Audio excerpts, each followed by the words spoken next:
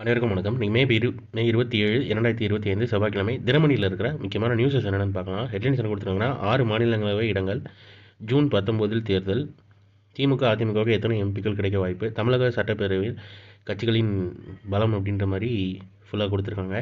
தேர்தல் நடைமுறைகள் என்னென்னு கொடுத்துருக்காங்க. மாநிலங்களவைனா ராஜ்யசபா. உச்சநீதிமன்றத்துக்கு 3 புதிய நீதிபதிகள், கொலிஜியம் பரிந்துரை. கர்நாடக உயர்நீதிமன்ற தலைமை நீதிபதி NV அன்சாரியா, கவுஹாட்டி உயர்நீதிமன்ற தலைமை நீதிபதி விஜய் பிஷ்னோய், மும்பை உயர்நீதிமன்ற நீதிபதி அதுல் எஸ் சந்துருகர் ஆகியோரை உச்சநீதிமன்ற நீதிபதிகளாக நியமிக்க உச்சநீதிமன்றத்தின் கொலிஜியம் திங்கட்கிழமை பரிந்துரை செய்தது. இதனால் தலைமை நீதிபதியுடன் சேர்த்து மொத்தம் 34 நீதிபதிகளை கொண்ட உச்சநீதிமன்றம் 31 நீதிபதிகளுடன் செயல்பட்டு வருகிறது. நீதிபதிகள் காலி பணியிடங்களை நிரப்புவது தொடர்பாக உச்சநீதிமன்ற தலைமை நீதிபதி BR கவாய் தலைமையிலான 5 நீதிபதிகள் அடங்கிய கொலிஜியம் திங்கட்கிழமை ஆலோசனை நடத்தி மேற்கொண்டு பரிந்துரை செய்துள்ளதுன்னு சொல்லி தெரிவிச்சிருக்காங்க. மொத்தமாக 34 நீதிபதிகள் இருப்பாங்க உச்சநீதிமன்றத்தில். ஞாபகம் வச்சுக்கோங்க, கேட்குறதுக்கான வாய்ப்புகள் அதிகம் எல்லா எக்ஸாம்ஸ்லையும். அடுத்ததாக இன்றைக்கான திருக்குறள் என்னன்றதை பார்த்துருவோம்.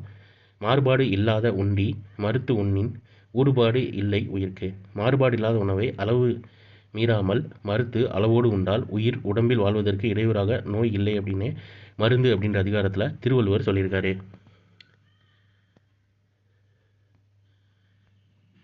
சிகரெட் விற்பனைக்கு தனி உரிமம் புகையிலை பழக்கத்தை குறைக்க அரசு முன்முயற்சின்னு தெரிவிச்சிருக்காங்க. தமிழகத்தில் பொது இடங்களில், கல்வி வளாகங்களில் அருகிலும் புகையிலை பொருட்கள் பயன்பாட்டை குறைக்கும் வகையில் புதிய கட்டுப்பாடுகளை விதிக்க மக்கள் நல்வாழ்வுத்துறை முடிவு செய்துள்ளது. அதன்படி பீடி சிகரெட் விற்பனை செய்வதற்கு தனி உரிமம் பெறும் நடைமுறையில் விரைவில் அமல்படுத்த உள்ளதாகவும் அதற்கான சிறப்பு குழு அமைக்க உள்ளதாகவும் அதிகாரிகள் தெரிவித்துள்ளனர். அந்த குழுவில் மக்கள் நல்வாழ்வுத்துறை அதிகாரிகள், காவல்துறையினர், சட்டத்துறையினர், கல்வியாளர்கள், உள்ளாட்சி அமைப்பினர், மருத்துவ வல்லுநர்கள், சமூக செயல்பாட்டாளர்கள் உள்ளிட்டோர் இடம்பெற உள்ளனர்னு சொல்லி தெரிவிச்சிருக்காங்க. உரிமம் கட்டாயம்னு சொல்லி தெரிவிச்சிருக்காங்க. 21% பள்ளி மாணவர்களுக்கு புகையிலை பழக்கம், இதுவரை அபராதமும் நடவடிக்கைகளும் சொல்லி ஒரு ஆர்டிகல் கொடுத்துருக்காங்க. இந்தியாவில் தாக்கம், புகையிலை பயன்பாடு 27 கோடின்னு தெரிவிச்சிருக்காங்க. இறப்புகள் ஆண்டுதோறும், புகையிலைனால் 23 லட்சம், புகைப்பழக்கம் 15 லட்சம், புகையை சுவாசிப்பதால் 12 லட்சம். மஞ்சள் விழிப்புணர்வு, நிகழாண்டு மே 31 சர்வதேச புகையிலை ஒழிப்பு தினத்தையொட்டி. ஞாபகம் வச்சுக்கோங்க, மே 31 சர்வதேச புகையிலை ஒழிப்பு தினத்தையொட்டி தமிழகத்தில் பள்ளி, கல்லூரி வளாகங்களை சுற்றி 100 மீட்டர் தொலைவில் புகையிலை தடை செய்யப்பட்ட பகுதி என்பதை குறிக்கும் வகையிலான மஞ்சள் நிற கோடுகளை சாலையில் வரைய பொது சுகாதாரத்துறை முடிவு செய்துள்ளதுன்னு சொல்லி தெரிவிச்சிருக்காங்க. ஸோ மே 31 சர்வதேச இன்டர்நேஷ்னல் புகையிலை ஒழிப்பு தினம்.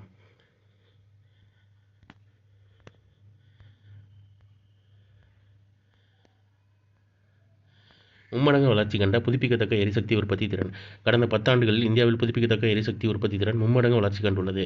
கடந்த 2014 மார்ச்சில் 75.52 ஜிகாவாட்டாக இருந்த நாட்டின் புதுப்பிக்கத்தக்க ரினியூவபிள் ரிசோர்சஸ்ன்னு சொல்லுவாங்க எரிசக்தி உற்பத்தி திறன் தற்போது பெரிய நீர்மின் உற்பத்தி நிலையங்களுடன் சேர்த்து 232 ஜிகாவாட்டாக உயர்ந்துள்ளது. இது சுமார் மும்மடங்கு வளர்ச்சி ஆகும்னு சொல்லியும் தெரிவிச்சிருக்காங்க.